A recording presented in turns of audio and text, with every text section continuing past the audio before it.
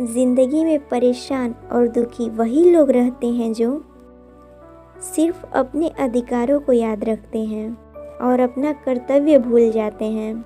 सबका मन करता है कि वो जो चाहे तो मिल जाए तो जीवन कितना खूबसूरत हो जाएगा, बस इच्छाएं पूरी होती रहें। जब हम बच्चे थे तो यही सोचते थे कि माँ बाप को तो देना ही है जो हम मांगेंगे, उनका तो फर्ज है। आज के दौर में तो बच्चे बहुत डिमांडिंग होते जा रहे हैं, जो चाहिए तो बस चाहिए ही, चाहे उनके लिए अच्छा हो या ना हो, माँ बाप के हैसियत के अंदर हो या ना हो। मगर कसूर उनका नहीं है, परिवर्तन ही इतना तेजी से हो रहा है। हम सभी लोग मांगते ही तो हैं अपना ही अधिकार समझकर, और तब बच्चों का वाक्य होता है माँ बाप के लिए कि आपने हमारे लिए किया ही क्या है, और अपने लिए होता है कि क्या मेरी किस्मत इतनी ही फूटी हुई थी। आप बताओ दोस्तों, क्या वाकई में आपकी ज़िंदगी खूबसूरत हो जाएगी जो आपको चाहिए वो मिल जाए तो? क्योंकि आसानी से मिलने वाली चीज़ों की हम कभी कदर नहीं करते।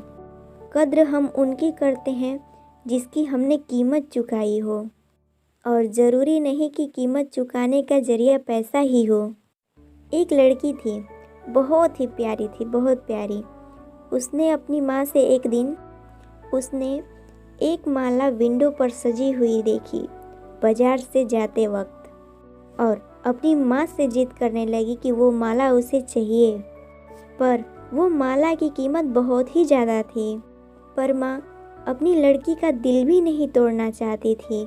उसने, मैं ये माला तुम्हें ज़रूर खरीद को दूंगी, पर उसकी कीमत चुकानी पड़ेगी। लड़की ये बात समझ नहीं पाई। फिर माँ ने कहा, घर चलो बेटा और एक लिस्ट बना के दो कि तुम जो जो काम रोज़ करती हो तुम उसे और बेहतर करने की कोशिश करोगी, और वही काम तुम्हें लगातार 21 दिनों तक करने होंगे। वो लड़की बहुत ही खुशी खुशी मान गई और घर जाकर उसने अपनी माँ को लिस्ट बना के दी, और वह बहुत खुश थी क्योंकि वो जानती थी कि जो काम करने के लिए वो रास्ते अपनाएंगी वो उसे 21 दिन करते करते वो उसकी आदत बन जाएंगी। 21 दिनों तक उसने अपना सारा काम अच्छे से किया, और 21वें दिन वो उसकी माला उसके हाथ में थी।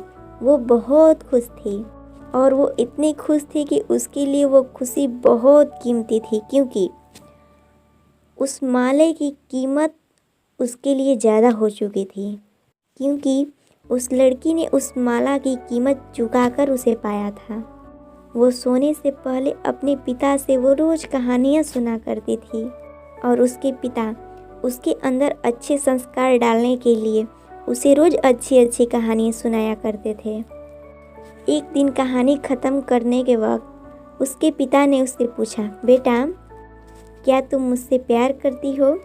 लड़की ने कहा, yes papa, of course I love you. तब पिता ने कहा, अगर तुम मुझसे प्यार करती हो तो अपनी माला मुझे दे दो। सुनकर वो लड़की खामोश हो गई।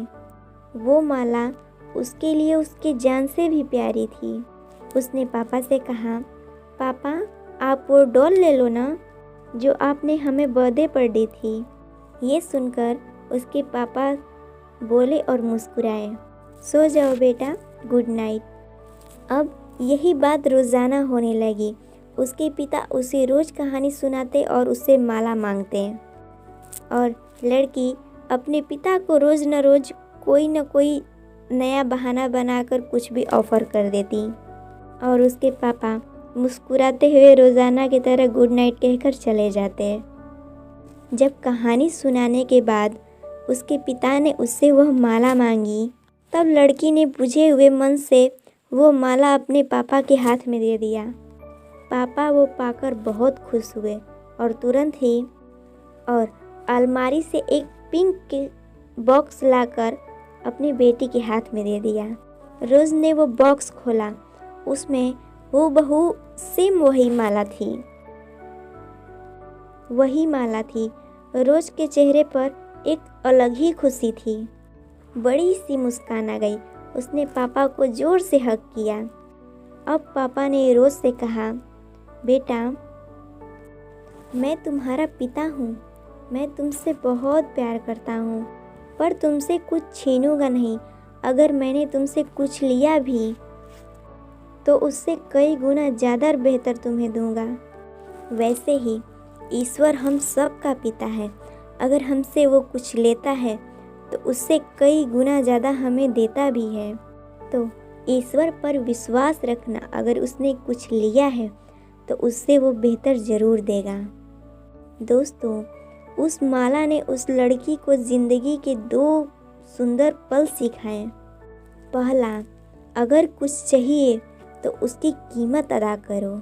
माँ बाप आपको कुछ भी देंगे तो वो उसकी कीमत पैसों से तो ज़रूर चुका देंगे, पर आप अपनी जिम्मेदारियों को अच्छे से निभाकर अपनी कीमत चुकाइए।